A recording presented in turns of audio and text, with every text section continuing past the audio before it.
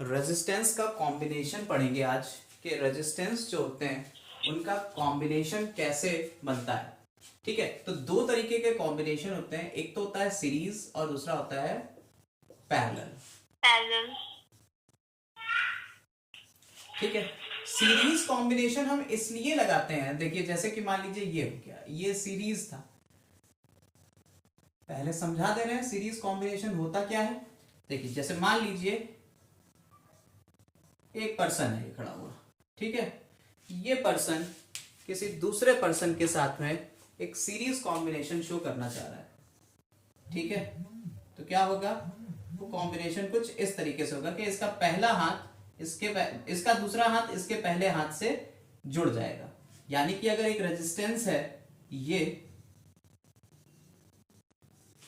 और दूसरा रेजिस्टेंस है ये,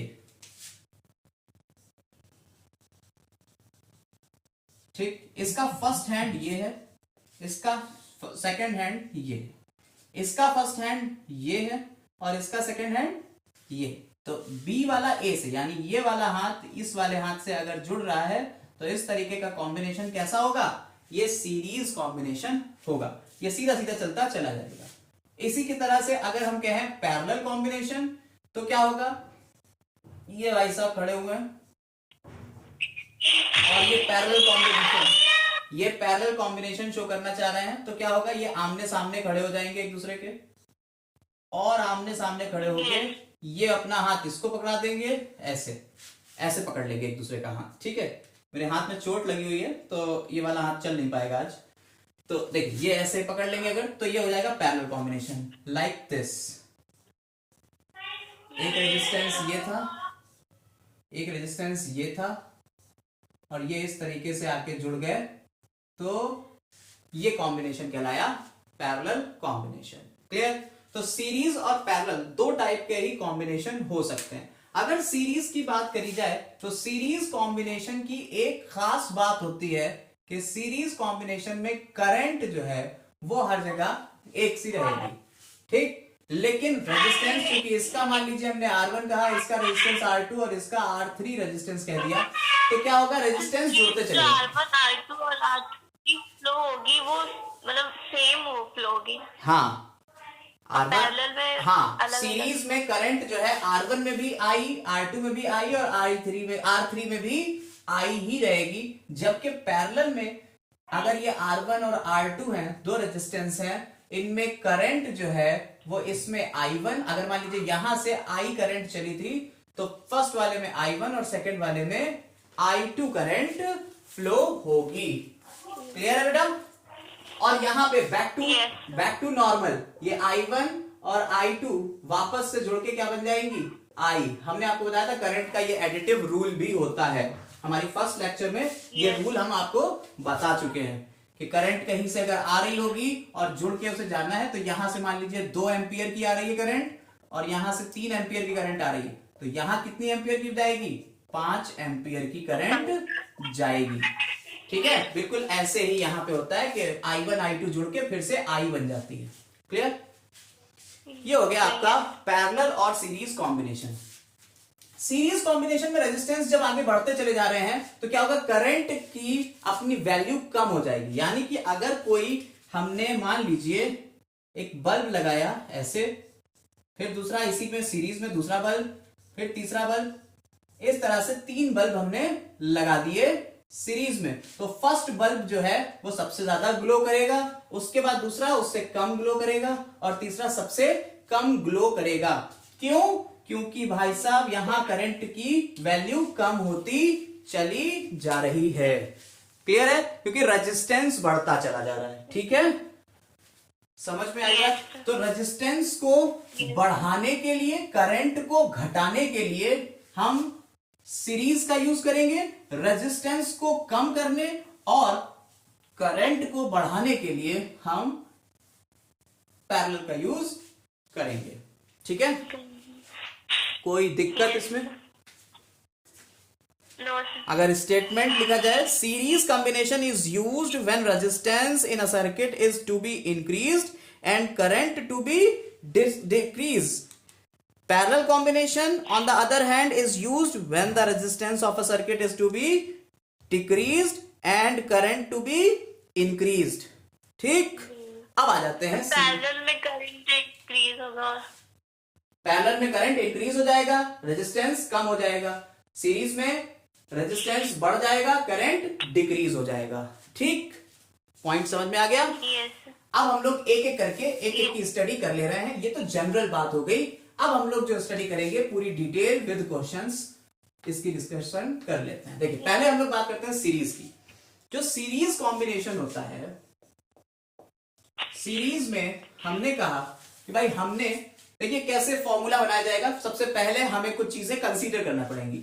हमने कंसीडर किया कि हमारे पास 3 रेजिस्टेंस हैं, R1, R2 और R3. ठीक, हमारे पास 3 रेजिस्टेंस हैं, R1, R2 और R3. इनकी इंटेंसिटी R1 ओम, ये R2 ओम और ये R3 ओम का है. इन तीनों में हमने एक बैटरी लगाई है. जो बैटरी है वो है V वोल्ट की. हमने एक बैटरी लगा दी है, एक V वोल्ट की. ठीक, बैटरी से हमने एक स्विच को कनेक्ट कर दिया और करंट को पास होने दिया. I इंटेंसिटी की करंट इससे फ्लो हो रही. यहां भी I, यहां भी I और यहां भी I ही. I की वैल्यू चेंज नहीं होती है, सीरीज की ये प्रॉपर्टी है. ठीक, करंट चेंज नहीं होगी. लेकिन अगर बात करी जाए, R1 रेजिस्टेंस A और B था, इसके दो एंड A और B थे, तो A और B एंड के बीच वोल्टेज का डिफरेंस रहेगा V1. इसमें B और C इसके मान लो दो एंड है, तो B और C के बीच वोल्टेज होगा V2 और C और D के बीच वोल्टेज होगा V3. यानी कि पोटेंशियल डिफरेंस जो है ये अलग अलग होंगे. ये हमने क्या करा, एक सर्किट को कंसीडर करा, अज्यूम करा. ठीक, क्योंकि हमें फॉर्मूला डेरिवेट करना है. हमने कहा कि इसमें करंट चेंज नहीं होती है और हमें पता है इसका क्या निकालना है, कॉम्बिनेशन ऑफ रेजिस्टेंस. क्या निकालना है हमें, एक इक्विवेलेंट रेजिस्टेंस निकालना है. इन सबका कॉम्बिनेशन कितना होगा, रेजिस्टेंस का कॉम्बिनेशन कितना रेजिस्टेंस होगा, यानी तीनों को अगर मिला दें तो टोटल सर्किट का रेजिस्टेंस कितना होगा, हमें यह निकालना है. ठीक, तो हमने कहा कि मान लीजिए टोटल रेजिस्टेंस जो है सर्किट का होता है R. R क्या है, ये टोटल रेजिस्टेंस है. So we know that V is equal to IR होता है. हमें ये पता है V is equal to IR होता है. हम पीछे ओम्स लॉ पढ़ चुके हैं. V is equal to IR होता है. तो I यहां पे कांस्टेंट क्या है, यहां कांस्टेंट है I, लेकिन V जो है वो लगातार चेंज हो रहा है. तो ये तो हमने कहा कि टोटल सर्किट का करंट, टोटल सर्किट का पोटेंशियल डिफरेंस है V, करंट है I और R है उसका टोटल रेजिस्टेंस. तो जो टोटल पोटेंशियल डिफरेंस है वही तो डिस्ट्रीब्यूट हुआ है V1, V2 और V3 में. ये V ही तो डिस्ट्रीब्यूट हो गया V1, V2 और V3 में. So V is equal to V1 plus V2 plus V3. मान सकते हैं हम इसको. सो V के लिए हम ले लेंगे IR. R is equivalent resistance. R is equivalent. Equivalent का मतलब इसका इसका इसका तीनों का मिला के इक्विवेलेंट इतना आएगा. Is equal to I R1, इसके लिए I R1, इसके लिए I R2, इसके लिए I R3, I R2 और I R3. क्लियर है? ठीक है बेटा. अब क्या करेंगे, क्योंकि I तीनों तरफ कॉमन है. I क्या है, तीनों तरफ कॉमन है. हमने I को कॉमन लेके हटा दिया. So we can say that R is equal to R1 plus R2 plus R3. कह सकते हैं हम ये.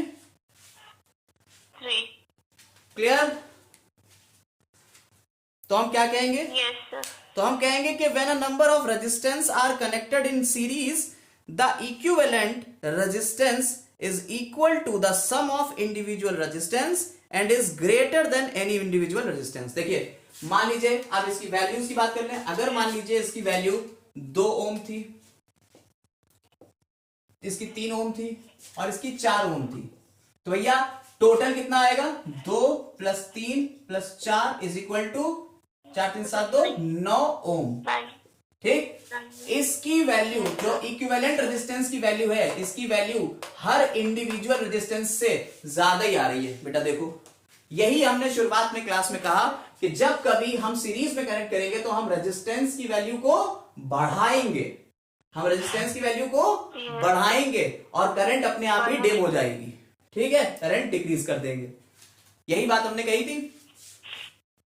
अब इसके कुछ पॉइंट्स हैं, अगर इन पॉइंट्स पे आप नजर डालिए तो मान लीजिए अगर ऐसे ही हमने कहा कि हमने R1, R2, R3, R4, R5, R6, R7 ऐसे बहुत ढेर सारे रेजिस्टेंस लगा दिए।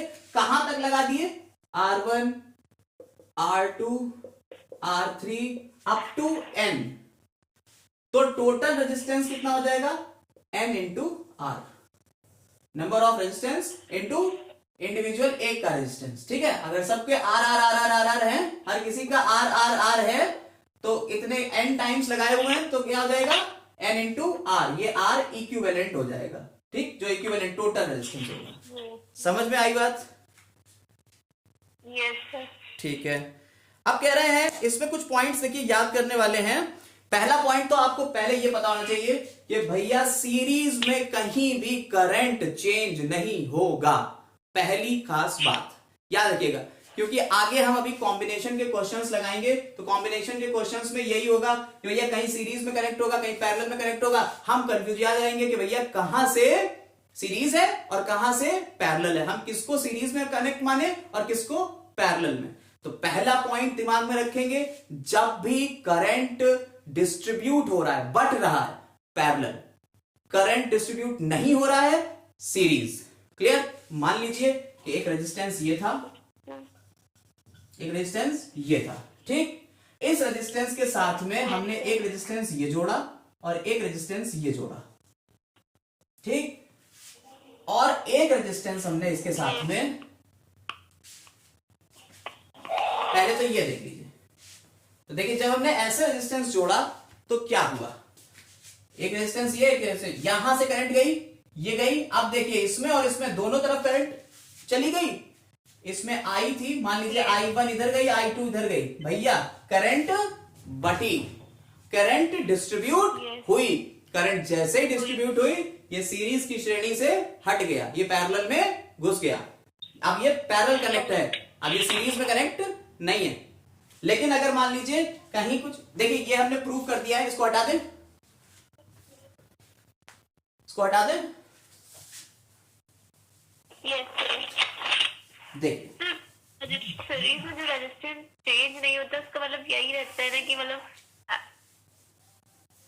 बोलो, करंट रेजिस्टेंस सेम नहीं है तो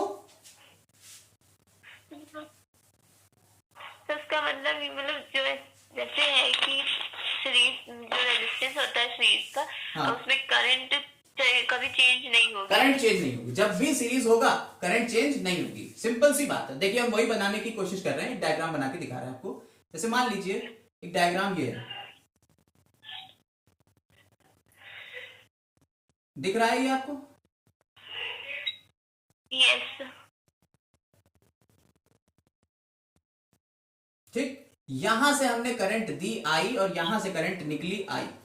देखो इसमें गई, यहां से करंट यहां आई, कोई डिस्ट्रीब्यूशन हुआ नहीं। यहां से करंट यहां आई और यहां से करंट यहां आके सीधी निकल गई, जो गई थी वही आ गई। भैया देखो ये कनेक्शन कैसा है? ये है सीरीज कनेक्शन, क्योंकि करंट डिस्ट्रीब्यूट नहीं हुआ। था कि यस, अगर मान लो यहां पे कंडीशन ये आ जाती, अब क्या होता? अब होता ये कि यहां से करंट तो गई, ये दोनों तो हो गए सीरीज में। देखो ये दोनों सीरीज में कनेक्टेड हैं, लेकिन यहां आते ही करंट डिस्ट्रीब्यूट हो रही, आधी इधर जा रही, आधी नीचे जा रही। तो जैसे ही ये दोनों डिस्ट्रीब्यूट हुए तो ये दोनों किसमें हो गए? पैरेलल, और ये दोनों किसमें हो गए? सीरीज में। समझ आई बात? अब क्लियर हो गया? सीरीज पैरेलल पहचानने की सबसे, जो करंट फ्लो, हाँ बस करंट की फ्लो को देखना है। हम अपने आप से करंट की फ्लो बना सकते हैं, क्योंकि कभी कभी क्वेश्चन में ऐसे दिया नहीं होता है, हमें सिंपल क्वेश्चन दे, अभी आगे क्वेश्चन लगाएंगे तो सिंपल क्वेश्चन दे देते हैं, कभी करंट की फ्लो नहीं दिखाते हैं। तो हम अपने आप से फ्लो बनाएंगे करंट की और देखेंगे कि क्या डिस्ट्रीब्यूशन हो रहा है या नहीं। अगर डिस्ट्रीब्यूशन नहीं हो रहा है तो सीरीज, अगर डिस्ट्रीब्यूशन हो रहा है तो पैरेलल। सिंपल सा लॉजिक। क्लियर? अब आगे आते हैं। अब देखिए हमने सीरीज के बारे में बता दिया है और सीरीज में कुछ पॉइंट बता रहे थे, जैसे कि हमने कहा अगर आर टाइम्स जो है, आर एक किसी रेजिस्टेंस है और ये एन टाइम्स लगा हुआ है, तो टोटल रेजिस्टेंस कितना हो जाएगा? टोटल रेजिस्टेंस हो जाएगा R total is equal to N into R, अगर सीरीज में लगा है तो। ठीक है?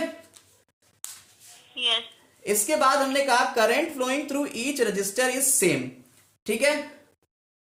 हर रेजिस्टेंस के अंदर से जितनी भी करंट फ्लो होगी वो सेम होगी and is equal to the total current in the circuit. और ये कैसी होगी? ये टोटल करंट के बराबर होगी जो कि सर्किट में होगी। ठीक है? अब दूसरी बात, पोटेंशियल डिफरेंस की बात कर लो, तो हर सर्किट के जो रेजिस्टेंस हैं, सर्किट के हर रेजिस्टेंस के अपने अपने पोटेंशियल डिफरेंसेस अलग होंगे। ए टू बी V1 था, B टू C V2 था और C टू D क्या था? V3 था। R1 के लिए V1, R2 के लिए V2, R3 के लिए V3। हर किसी के पोटेंशियल डिफरेंस अलग अलग होंगे, लेकिन सर्किट का एक कॉमन V होगा जो कि डिस्ट्रीब्यूट हो रहा है V1, V2 और V3 में। क्लियर?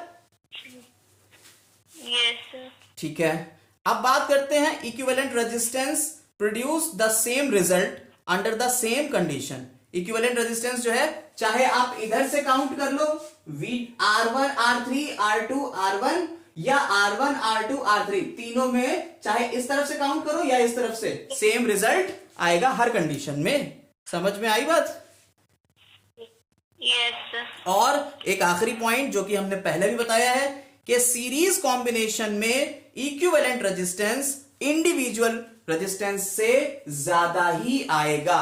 कोई भी इंडिविजुअल रेजिस्टेंस हो, सबसे बड़े वाले से भी ज्यादा ही रहेगा सीरीज में। क्लियर है ये बात? यस। जैसे R1 हमने 2 माना था, फिर 3 माना और 4 माना, इन तीनों का सम जो इक्विवेलेंट रेजिस्टेंस था वो 9 था। ठीक है? तो 2 3 4 का सम हमने 9 माना, तो जो 9 है वो 2 से भी बड़ा है, 3 से भी बड़ा है और 4 से भी, हर इंडिविजुअल रेजिस्टेंस से बड़ा। Now coming to the point parallel combination. Parallel में हमने आपको पहले ही बताया कि एक आदमी ने दूसरे आदमी को सामने से पकड़ा हुआ है, जैसे कि एक रेजिस्टेंस दूसरे रेजिस्टेंस को कवर किया हुआ। देख लीजिए, ये रेजिस्टेंस है यहां पे,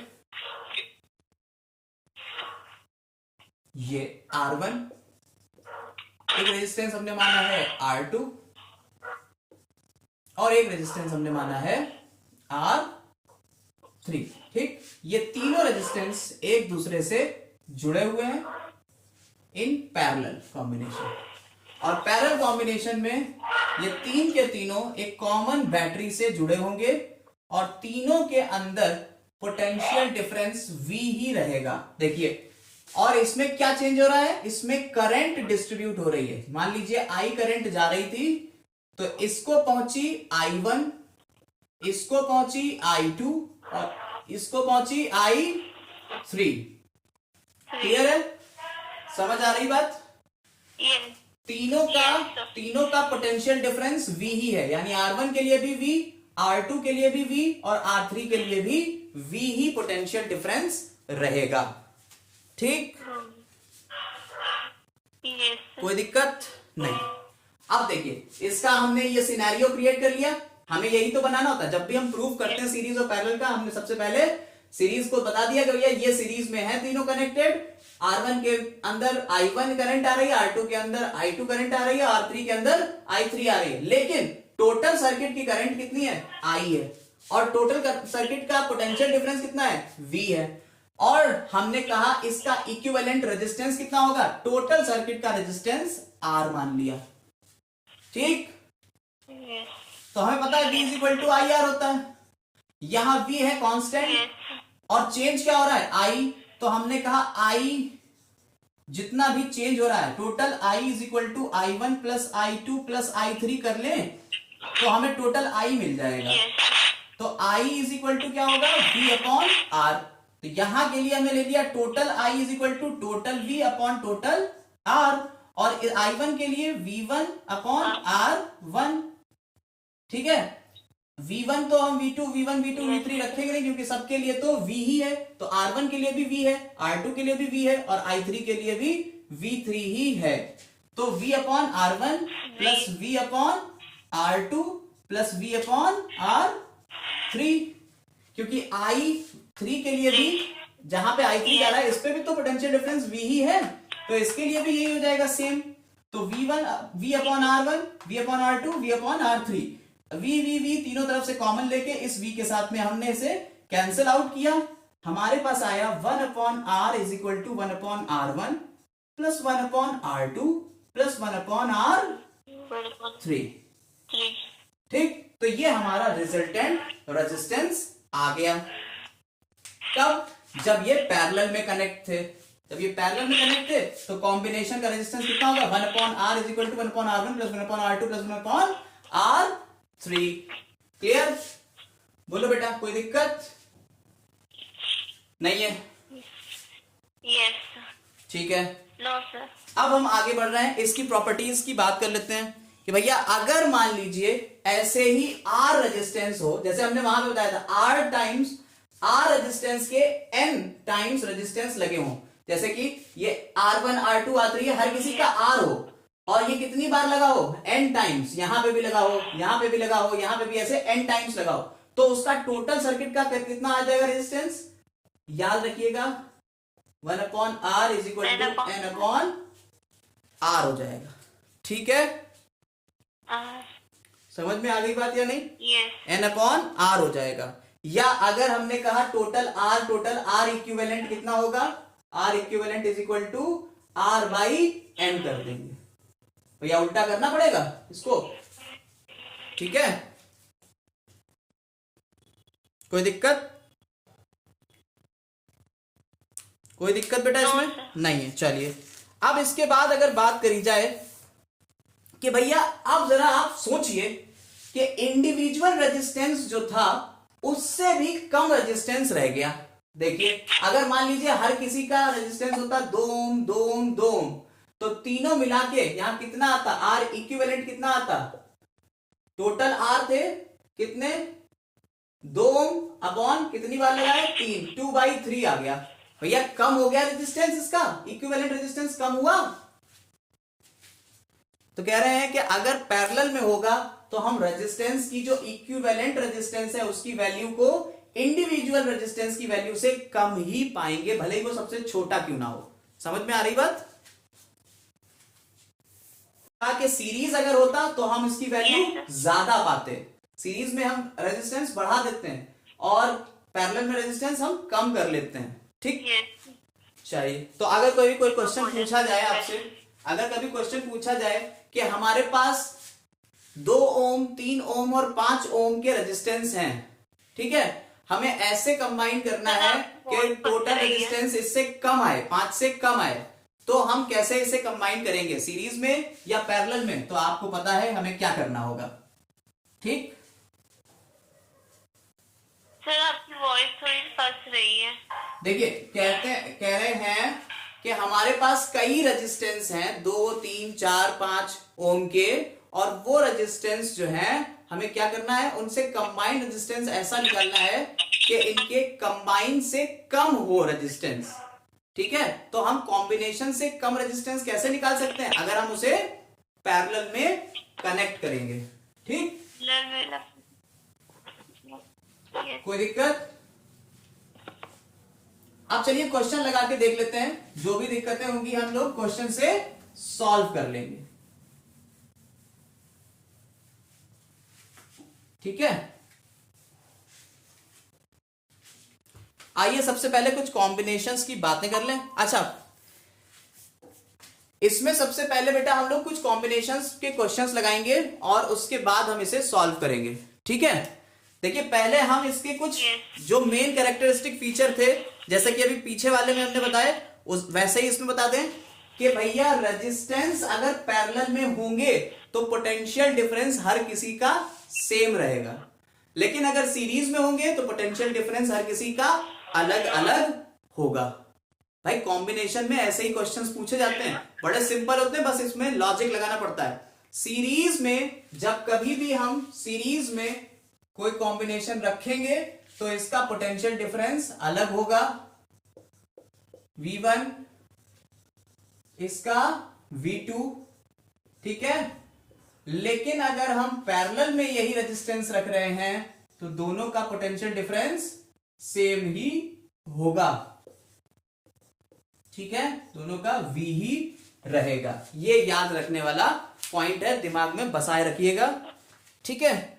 चलिए अब हम लोग बात कर रहे हैं कि भाई अभी हमने बात करी थी कि सीरीज में अगर R रेजिस्टेंस है, उनके n नंबर्स हैं, R रेजिस्टेंस R के n नंबर्स हैं, तो अगर सीरीज में होगा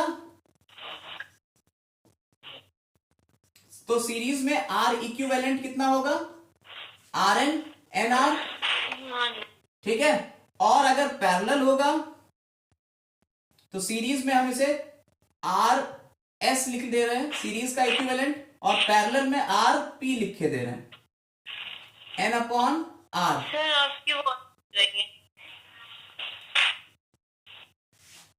यही होगा, ठीक है।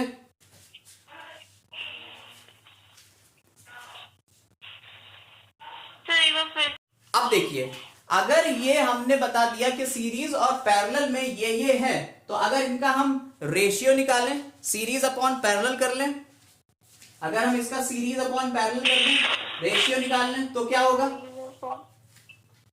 अगर हम इसका रेशियो निकाल दें तो क्या होगा बेटा, R से R कैंसिल हो जाएगा, N² आएगा।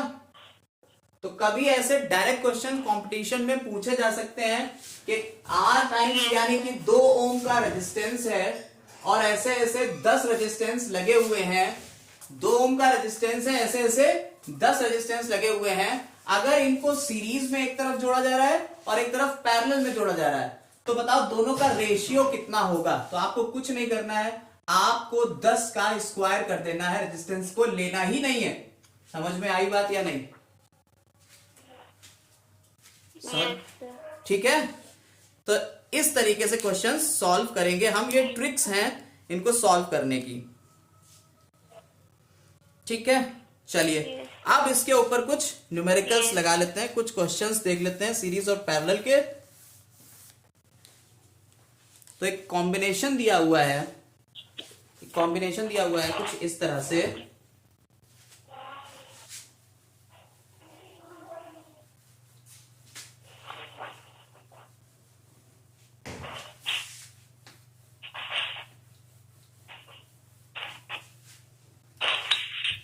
देखिएगा, बनाते चलिएगा साथ ही साथ।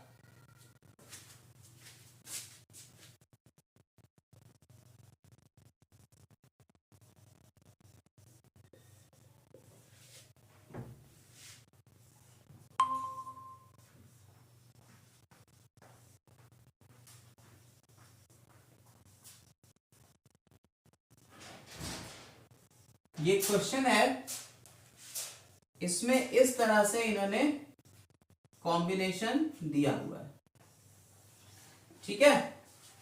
एक सर्किट बनाया है इन्होंने और इस सर्किट में एक 12 वोल्ट की बैटरी लगाई है, 12 वोल्ट की एक बैटरी लगाई है, और इधर इन्होंने एक अमीटर लगा दिया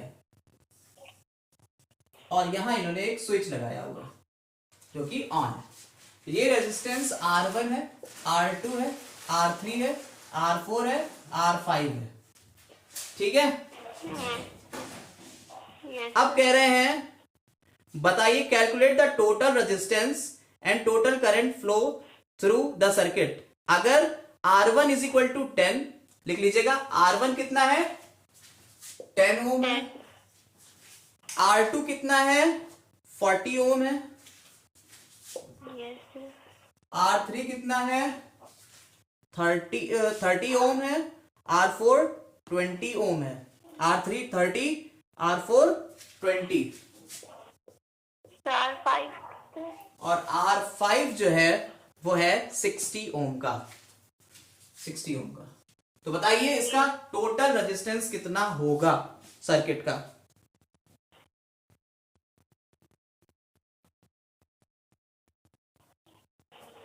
कैसे निकलेगा ये? तो फॉर्मूले में रख के हाँ, पहले लगाइए इसको। तो पैरेलल के बाद अपॉन R1। R1 R2 का पहले पैरेलल ले लेंगे, फिर और R3 R4 R5 को पैरेलल ले लेंगे, ठीक है। और फिर उसके बाद जो उन दोनों के कॉम्बिनेशन आएंगे वो दोनों भी पैरेलल में लेके सॉल्व कर लिया जाएगा, ठीक। इसको लगाइए, प्रैक्टिस करिए, फिर हम आगे इसका सोल्यूशन बता रहे हैं। तो क्या करेंगे देखिए, सबसे पहले हम R1 और R2 को पैरेलल में लेंगे। 1/RP, P for parallel is equal to 1/R1 plus 1/R2। हम इन दोनों को ले लेंगे, ठीक। कितना हो गया? 1/10 प्लस 1/20 इज इक्वल टू कितना आएगा? सॉल्व करो जल्दी से। 0.125। 0 पॉइंट पे ना, 0.125 क्यों होगा? 5/8 हो जाएगा। नो सॉरी, 20 क्यों है? 40 है, 40 है तो 40 है, नहीं है तो कितना हो जाएगा? 40/5 होगा, 40/5 हो जाएगा।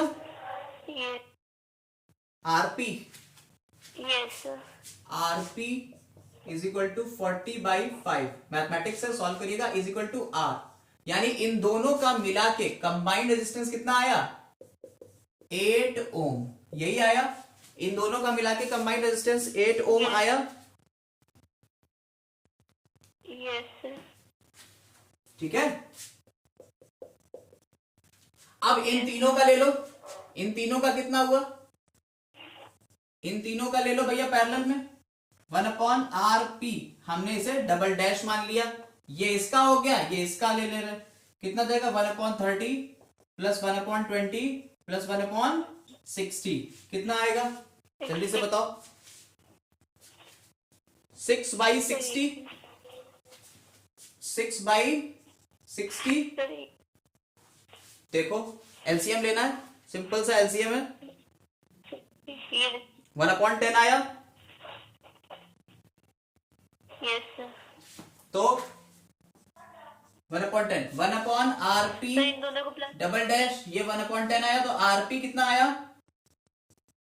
10 ओम, यानी इन तीनों का मिला के कितना आया?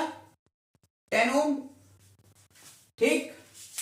अब हम देखिए, अब यहीं पे दिमाग चलाना है। अब हम ये मान सकते हैं कि ये पूरा का पूरा ये वाला, इन दोनों का कॉम्बिनेशन, ये एक 8 ओम का रेजिस्टेंस लगा हुआ है। हम इसे अलग अलग ना मान के हम इसे क्या मान लेंगे? हम मान सकते हैं कि ये कितने ओम का एक रेजिस्टेंस लगा हुआ है? तो 5 होगा। ये 8 ओम का एक रेजिस्टेंस लगा है। और ये वाला कितने का लगा हुआ है?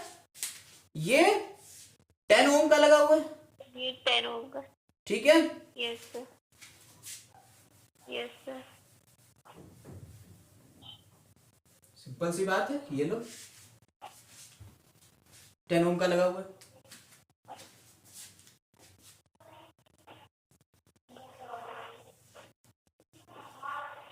ठीक, जरा सा इसमें थोड़ी सी दिक्कत हुई है। ये जो बैटरी है, ये बैटरी यहां ना लग के, ये बैटरी यहां लगी हुई है, जरा समझिएगा। ये बैटरी यहां ना लग के यहां लगी हुई है।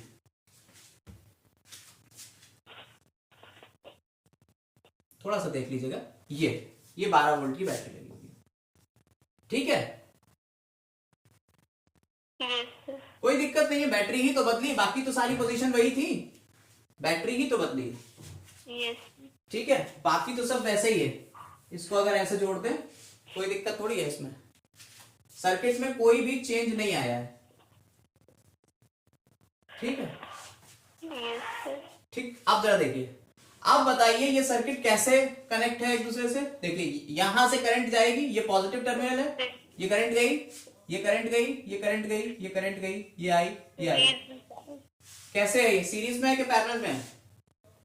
कहीं करंट डिस्ट्रीब्यूट हो रही है? सीरीज है, कहीं करंट डिस्ट्रीब्यूट नहीं हो रही है। तो भैया अब इसका कॉम्बिनेशन कितना होगा? रेजिस्टेंस टोटल आर कितना हो जाएगा? 8 प्लस 10, 80। हाँ 8 ohm plus 10 ohm is equal to 18 ohm. ठीक, तो टोटल सर्किट का रेजिस्टेंस यानी कि R1 R2 R3 R4 का मिला के टोटल रेजिस्टेंस कितना आया? 18 ओम आया। ठीक, ओम। अब 18 ओम रेजिस्टेंस है, हमने क्या कहा, हमें क्या पता करना है इसमें? करंट। हमें क्या निकालना है? करंट। करंट। सर्किट में निकालना क्या है हमें? करंट निकालना। चलो भैया करंट निकाल लेते हैं। करंट कैसे निकालोगी? V is equal to I R. Current का फॉर्मूला हाँ।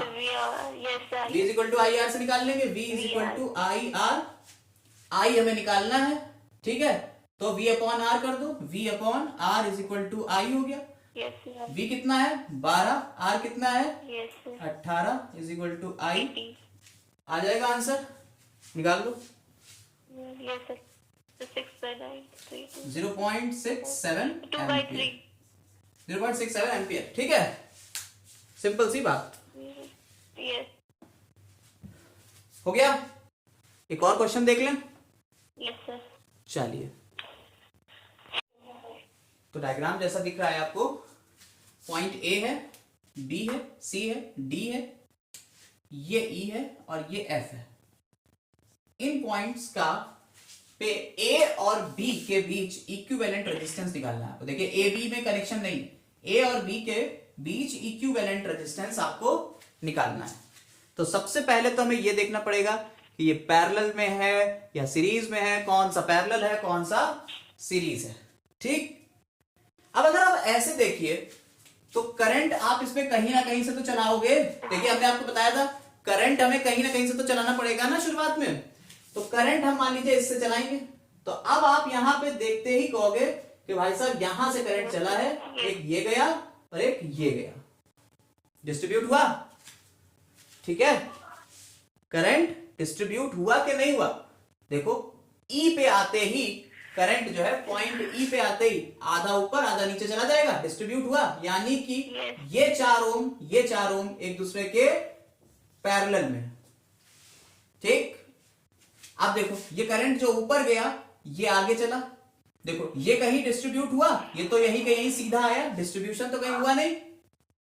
जितना करंट यहां गया था उतना ही करंट इधर आएगा, इधर आया, इधर आया, इधर आया, ये आया। ठीक, हमें इस पॉइंट पे लेना है।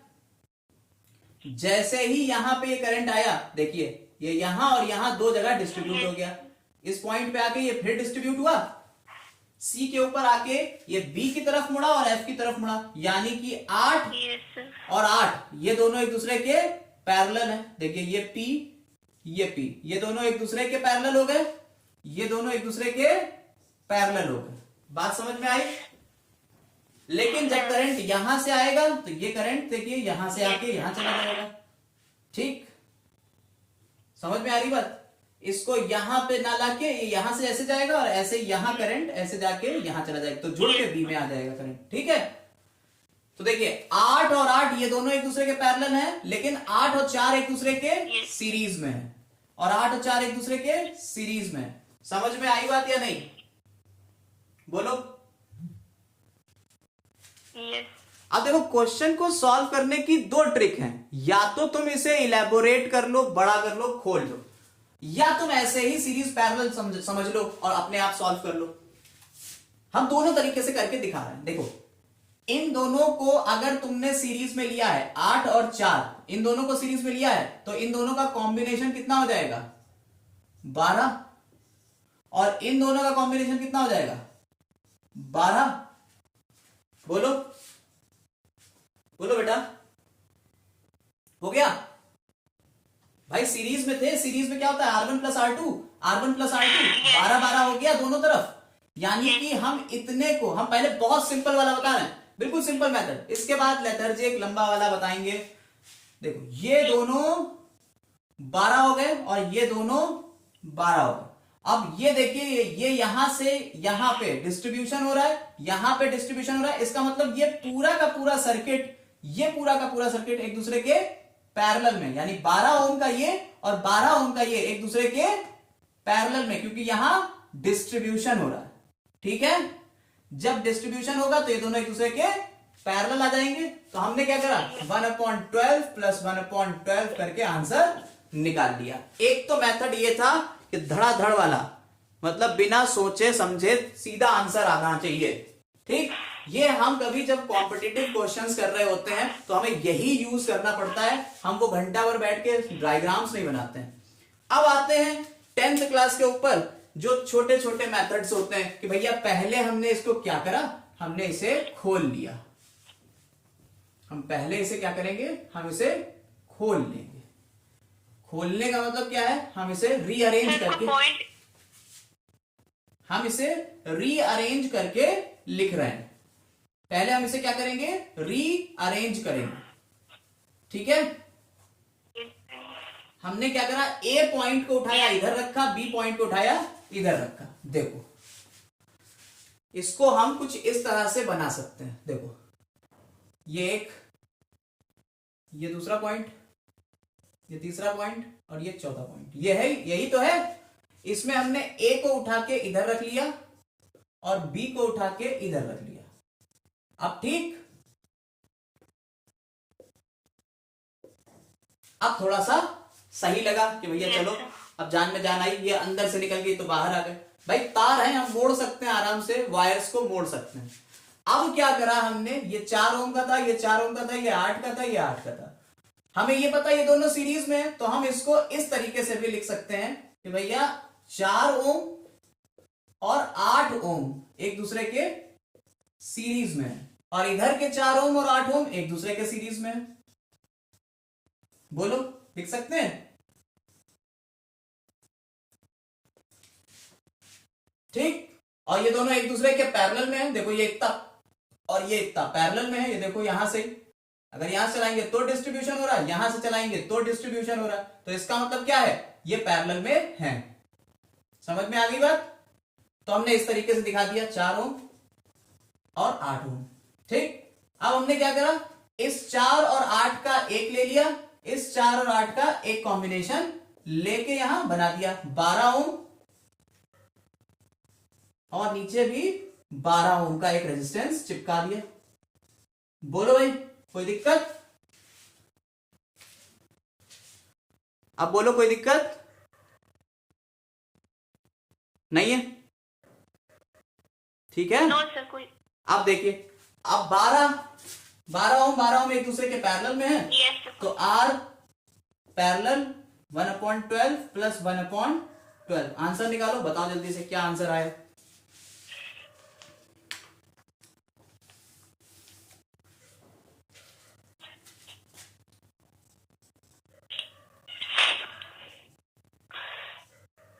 तो 1/RP is equal to 1/12 plus 1/12। 1/RP होगा ना पैरेलल वाला, तो RP is equal to 6। Yes. यही आएगा, 6 ओम आया। यस। बोलो, कोई दिक्कत? अब हमने तुम्हें दोनों शॉर्टकट ट्रिक और लॉन्ग कट ट्रिक दोनों सिखा दी। देखिए शॉर्टकट तो यही था, हमने सीधा सीधा पहचाना कि भैया यहाँ डिस्ट्रीब्यूशन नहीं हो रहा है, सीरीज में है। हमने यहाँ देखा डिस्ट्रीब्यूशन हो रहा है पैरेलल में, उठाया ये वाला पैरेलल एक दूसरे के है, और ये वाला एक दूसरे के सीरीज में है। उठा के पहले हमने इसे जोड़ दिया, इसे जोड़ दिया, और दोनों का कॉम्बिनेशन निकाल लिया। ये तो था बहुत शॉर्टकट और बहुत इजी मेथड। हाँ सर 8 ओम और जो 8 वो 4 ओम। सर वो जो ऊपर है वो 4 ओम है ना? देखो ये 4 है, ये 4 है, ये 4, ये 8, ये 4, ये 8। देखो ये 4, ये 8 एक दूसरे के सीरीज में, ये 4, ये 8 एक दूसरे के सीरीज में। देखो ना, और सीरीज वाले क्या होते हैं, R1 प्लस R2। ये वाला भी R1 प्लस R2। 12 आया, 12 आया। बोलो, कोई दिक्कत? Yes sir. तो मतलब सीरीज में पहले पहचान लिया कि कौन सा रेजिस्टेंस कैसे कनेक्ट है, उसके बाद इसको तुरंत ही मतलब फॉर्मूले में रख के निकाल लिया। हाँ हाँ हाँ, दोनों तरीके से निकाल सकते हो बेटा, कोई दिक्कत मतलब नहीं। पहले रिकॉग्नाइज करना पड़ेगा बस हाँ, आपको Correct थोड़ा है। सा पेंसिल लेके बैठेंगे, आप पेपर में पेंसिल लेके बैठेंगे। आपने कहीं एक तरफ से चलाना शुरू Yes. करी करंट को, और करंट को देखा कि जहां डिस्ट्रीब्यूशन हो रहा है, इट मींस कि ये और ये दोनों एक दूसरे के पैरेलल में। एक तरफ से तुमने करंट चला ली, अब इधर वाले से करंट चलाओगी तो फिर तुमने देखा कि ये और ये एक दूसरे के पैरेलल में, लेकिन यहां एक दूसरे के सीरीज में। इट मींस 4 और 8 ओम का रेजिस्टेंस एक दूसरे के सीरीज में है, और यहां 4 ओम और 8 ओम का रेजिस्टेंस एक दूसरे की सीरीज में है, और ये दोनों के दोनों एक दूसरे से पैरेलल में है, ये दोनों एक दूसरे से पैरेलल में हैं। सिंपल। एक और क्वेश्चन होता है। यस ठीक है, यस चल एक और क्वेश्चन कर लेते हैं, इसके बाद कॉन्सेप्ट सारे क्लियर हो जाएंगे। क्वेश्चन देख लीजिए जल्दी से। और R1 3 ओम का है। सारे के सारे जितने भी रेजिस्टेंस लगे हैं सब 3 ओम के रेजिस्टेंस लगे हुए हैं। ये R1 है, ये R2 है, ये R3 है, ये R4 है, ये R5 है, ये R6 है। सारे के सारे रेजिस्टेंस 3 ओम के हैं। ठीक है,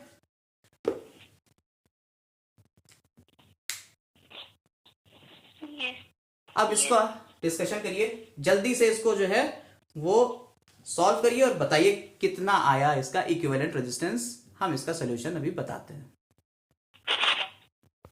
देखो यहां से हमने करंट चलाई R1 से, ओके सर। जैसे ही हमने करंट ए पॉइंट से चलाई, देखिए यहां पे ये करंट डिस्ट्रीब्यूट हो गई, कुछ करंट इधर गई और कुछ करंट इधर गई, दिख रही है। इसका मतलब है कि ये वाला एक दूसरे के पैरेलल हो गया, यस R2 और R5 एक दूसरे के पैरेलल हो गया। लेकिन इधर करंट देखिए यही आई और यही करंट इधर गई, कहीं डिस्ट्रीब्यूशन हुआ नहीं, यानी R2 और R3 एक दूसरे के सीरीज में हुए।